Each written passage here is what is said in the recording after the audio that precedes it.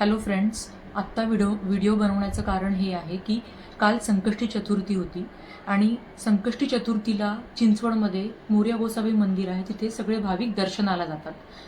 मीही गेले होते आणि दर महिन्याला जेव्हाही संकष्टी चतुर्थी तिथे असते ते छोटीशी जत्रा भरते. त्या जत्रेमध्ये लोक त्यांचं छोटं मोठं सामान हे सेल करतात. तिथून मी 2-3 गोष्टी विकत घेतल्या. ओके, आणि ही चादर सुद्धा मी तिथून विकत घेतली. आता ही चादर दाखवण्याचं मागचं कारण हे आहे की आज ही चादर मी वॉश केली आणि वॉश करताना वॉश झाल्यानंतर वाळत टाकताना मला हे इथे यांचं स्टिकर दिसलं, जे असं चिकटवलेलं होतं. हे बघा, हे जे दिसतंय ना फोल्ड, हे असं चिकटवलेलं होतं. मी हे असं ओपन केलं आणि वाचलं. तुम्ही पण वाचा. दिसतंय, मेड इन पाकिस्तान. आपण कुठे राहतोय, बॉर्डरवर पण राहत नाही आणि आपल्यापाशी मेड इन पाकिस्तान गोष्ट म्हणजे माझ्या घरात आहे. खूप संताप होतोय माझा. माझ्यासारख्या कितीतरी लोक, म्हणजे खूप लोकांनी तिथून चादरी विकत घेतल्या, म्हणजे त्यांच्या घरातही ही वस्तू गेली.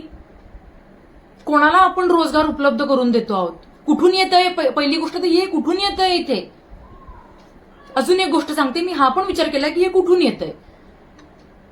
हे जेव्हा मी गुगलला सर्च केलं तर पाकिस्तानी गुड्स इंडियामध्ये बॅन आहेत. ते इम्पोर्ट नाही करू शकत इथे. तुम्ही इथे गुगल केलं की तुम्हाला सगळं दिसेल.